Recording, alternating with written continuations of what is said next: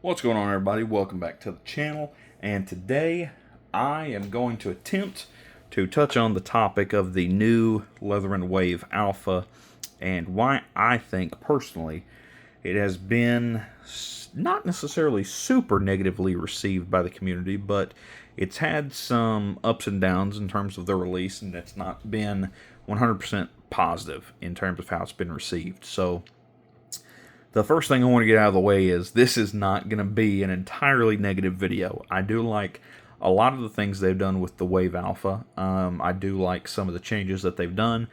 And I think that people that are making that linear upgrade from Wave Plus to the Wave Alpha, I think a lot of people are going to be very satisfied with it.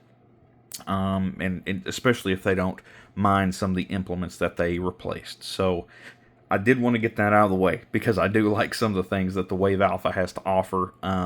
But I am going to start with where I think Leatherman stumbled with this release and what they potentially could have done better.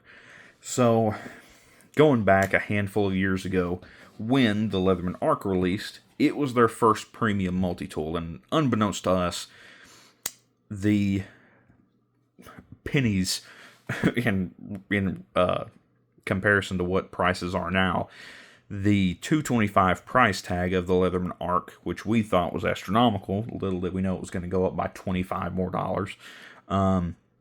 You had a lot included, which you don't have today. So when I purchased my Leatherman Arc, I received this sheath, which has accessory pockets on both sides. You also have additional pockets on the inside. It's basically a gray version of the Surge sheath. And this, I don't think this has come with any other Leatherman tools in recent history. It came with a half bit kit. Now, it's not this specific bit kit. This is one I've compiled together to carry with my Surge. But it did come with a half bit kit. So in the grand scheme of things, you were paying $225 for a tool which had, let's just say, maybe $25 worth of accessories, $30 worth of accessories included. So it kind of took the sting out of the initial purchasing shock of, man, do I really want to spend $225 on just some fancy knife steel and some magnets that hold my tool together? Now, people like myself that have had the Arc for quite a few years now and have carried it extensively daily, it's a great tool. It's super awesome. It is very hard to get away from that one-handed plier action and the one-handed accessible tools on the outside. Once you use this for any extended amount of time, it's very, very hard to go back to a traditional Wave Surge charge style multi-tool. So I did want to get that out of the way.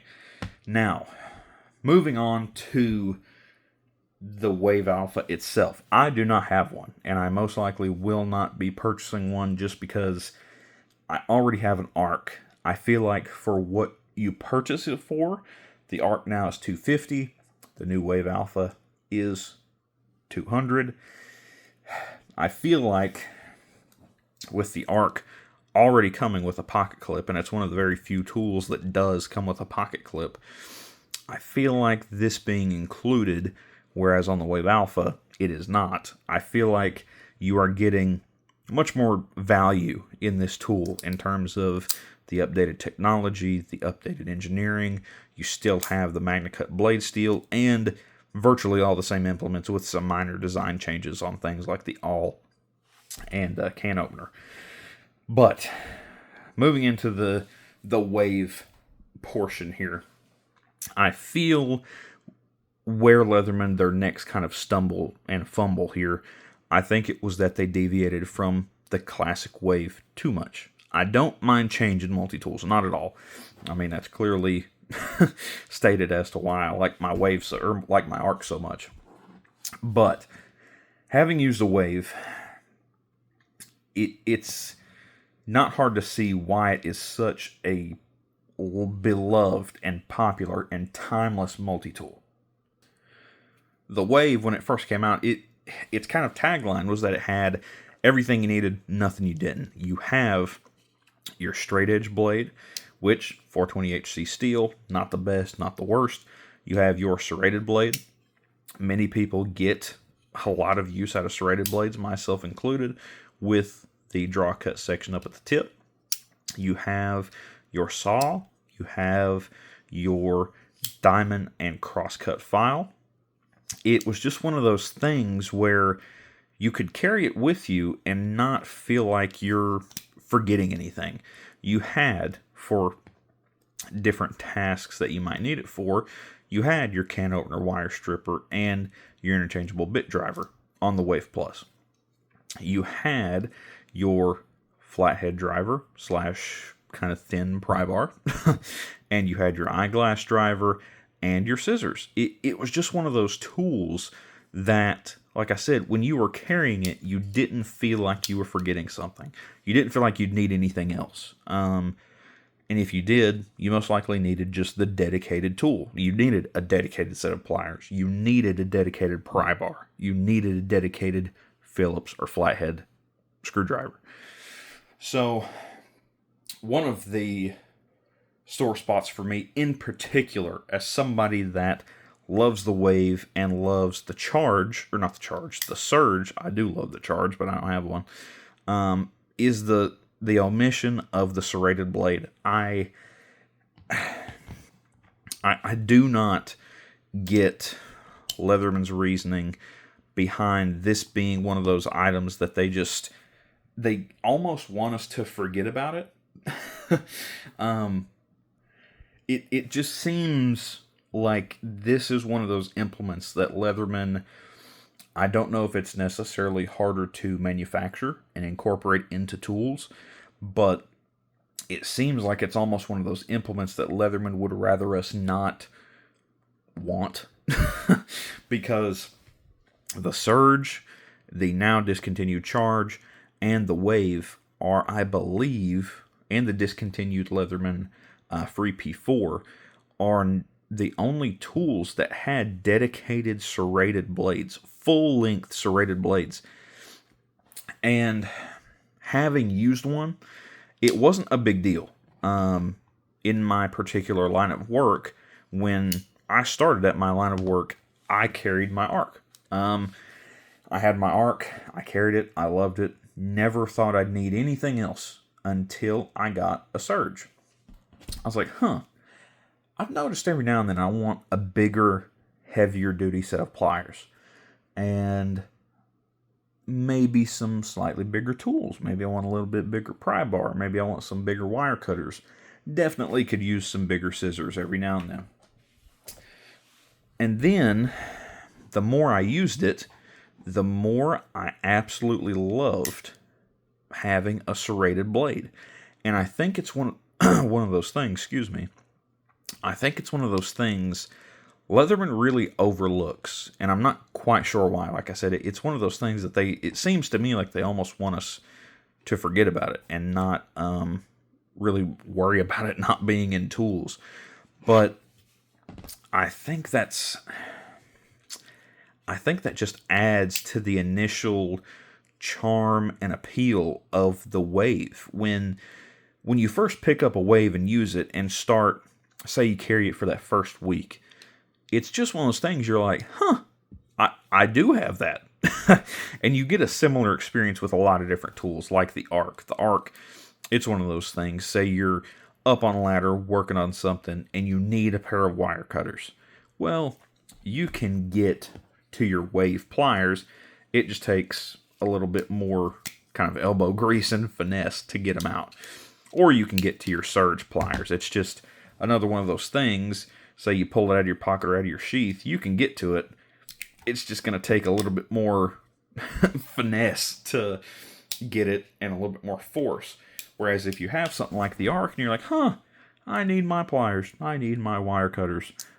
Click, flick, and they're there. It's just one of those, everybody when they start carrying a multi-tool has that moment where they're like, oh, I do have that.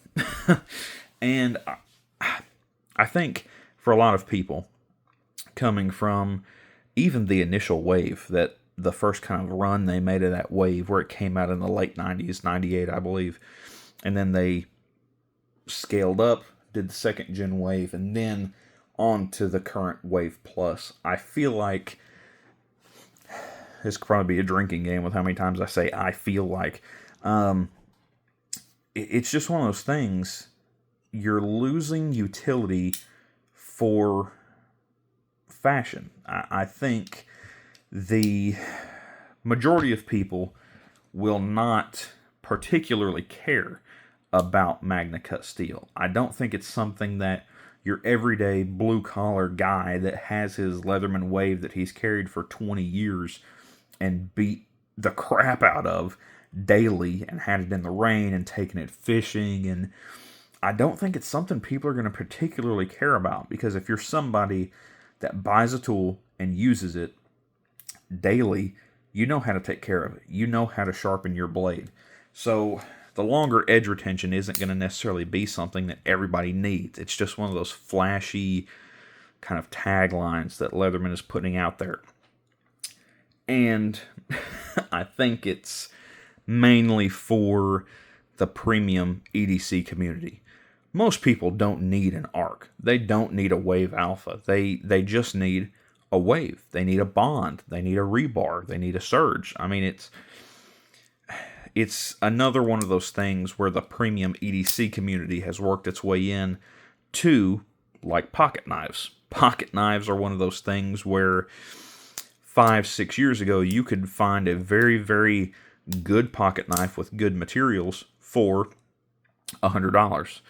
Now, if you're wanting a nice smooth opening pocket knife with a nice smooth action and decent blade steel and decent scale materials, you're looking at a $200 multi-tool or a $200 pocket knife. So it's one of those things where various interested communities, niche communities, have worked their way in, and I'm not trying to be a Leatherman gatekeeper. I think if you like a multi-tool, get one, use it, abuse it, and see where it takes you.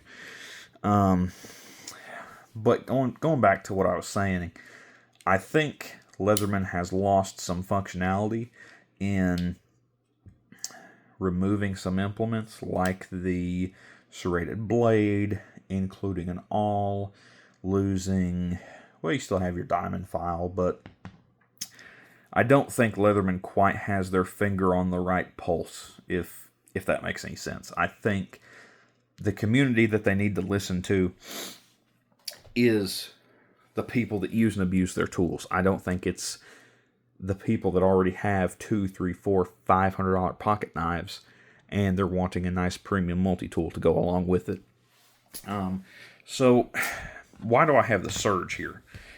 I have the Surge here because I love this multi-tool. I've used it. I've carried it. I have beat it up pretty hard. It doesn't look like it, but I've used this on harder tasks than I would use my Wave or my Arc.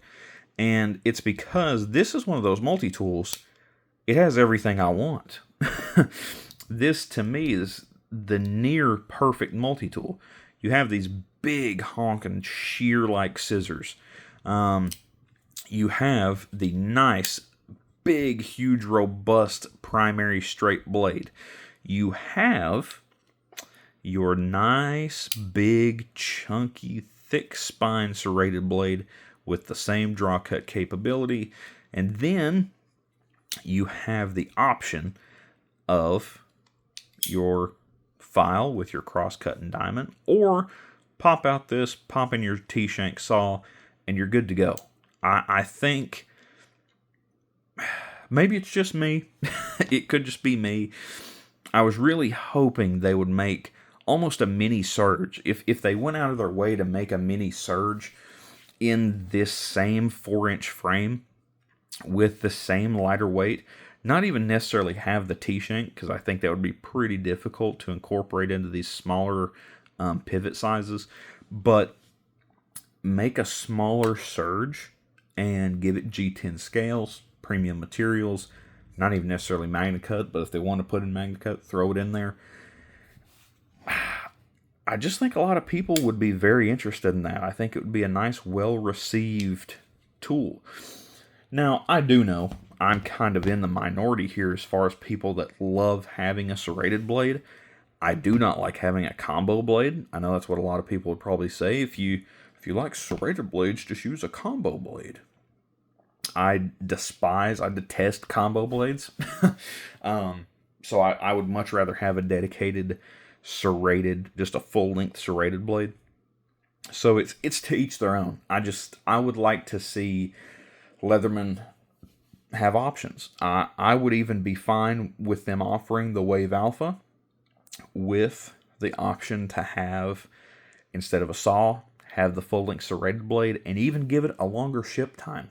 If it's one of those things where they're not necessarily built to order, but where that's, at least in their opinion, that seems to be the smaller audience that's wanting this full-length serrated blade, give us the option, give us the longer ship time to where you have to actually assemble that tool slightly differently than the mass-produced Wave Alpha, and I think a lot of people would like it.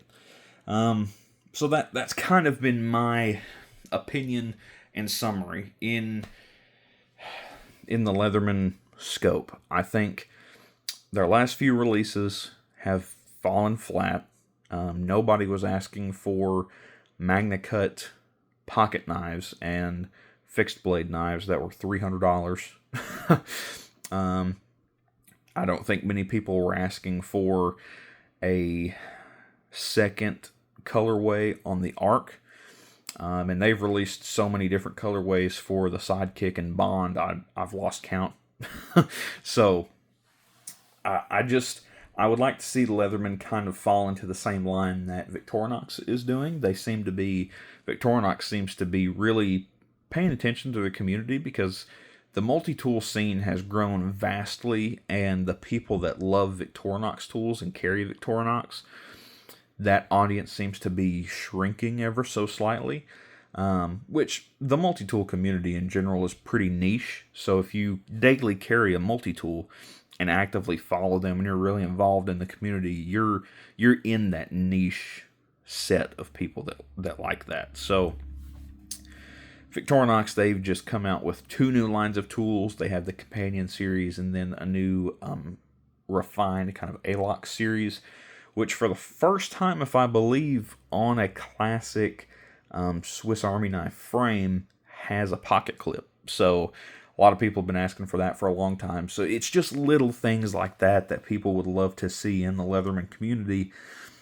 And it just doesn't seem like they're doing it. It doesn't seem like that's what people are wanting. They discontinued the Charge. That was a beloved tool series. Tim Leatherman himself carries a Gen 1 Charge TTI, so it's hard for me to believe that they canceled that without something else in the pipeline. I'm hoping the Charge series kind of comes back, at least has like a spiritual successor to what they've just recently canceled. So thank you guys for the time. If you guys have any questions or you want to continue this discussion down in the comments, I'll be more than welcome to answer any questions you got. Once again, thanks for stopping by. Thanks for hanging out. I'll catch you guys in the next one.